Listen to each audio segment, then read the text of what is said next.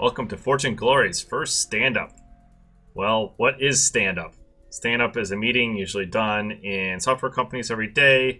You meet with your team in the morning, you tell the team what you've done previous day, what went well, what went poorly, and then you talk about what you'll do for the rest of the day. The plan is to do one of these little short snapshot videos every day, just like a normal software company, sharing with you, the quote-unquote new team now, the current status of things and how development's been going. Obviously, these videos will not be as well developed as some of the prior ones. It'll be much more straightforward, like this is like a simple slide deck kind of thing, just so you have something pretty to look at. We also want to take a moment to talk about why we're starting these videos at all. We do think there's a unique story to tell. I mean, we are this hilariously, hugely overscoped project with a minuscule development team of one full-time developer and some part-timers. Sounds like an interesting story to me. I would like to watch it. So hopefully you all enjoy this transition for ZoopTech. Which one of those transitions is making videos all the time. And making videos is hard. Now, it's one thing when we're making like trailers or doing sound effects. Like, I have decent experience with those things.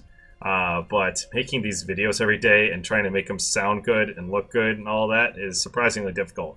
Particularly the audio quality and microphone issues we've been having. I think as of the last 10 minutes, I finally discovered what was wrong.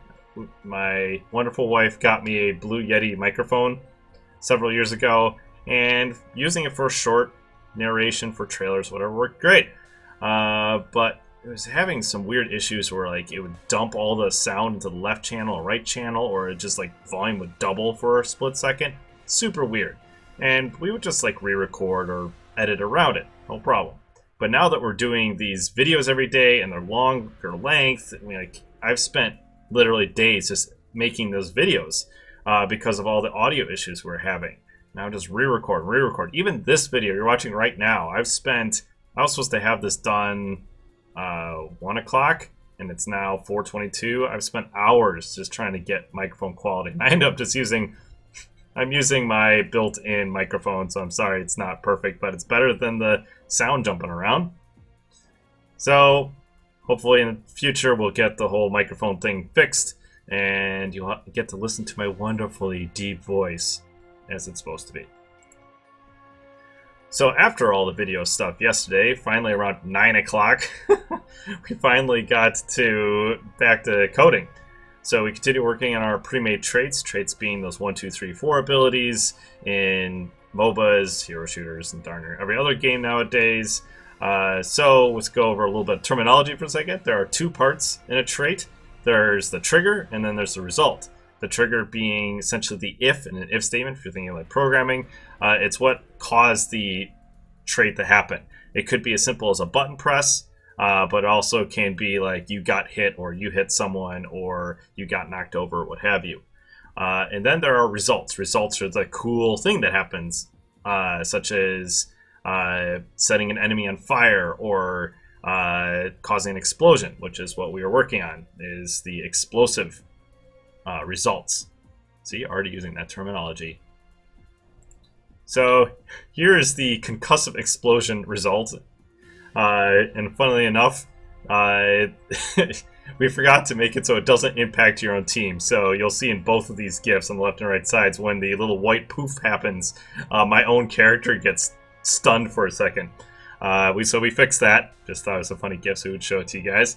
And then we started working on fire, electricity, and freezing.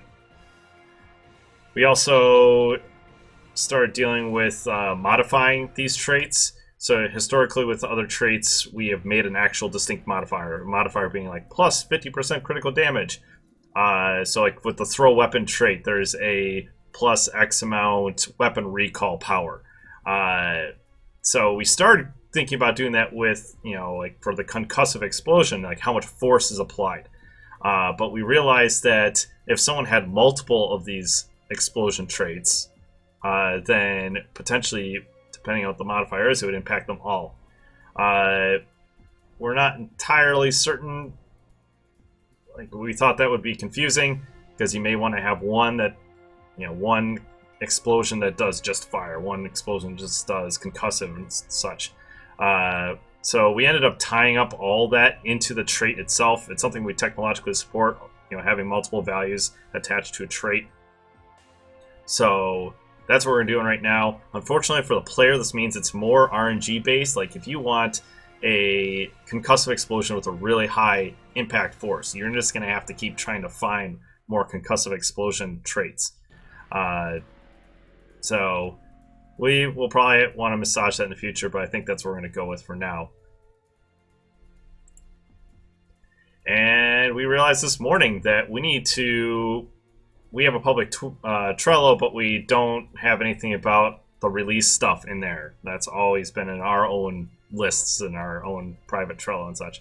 So I have diligently made a backlog outreach column, and I've moved and copied and reorganized a bunch of information about what we got to do in the next 6 weeks.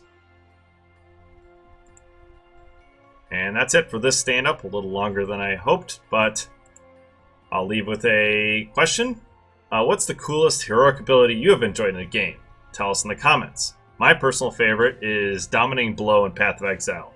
It's such a strange counterintuitive ability. You go up and you kill an enemy with your melee weapon, and all of a sudden they convert to your team, and you get to have them for like up to 20 seconds on your team. And you end up making this army of enemies you've converted to allies. I think it's the coolest thing ever.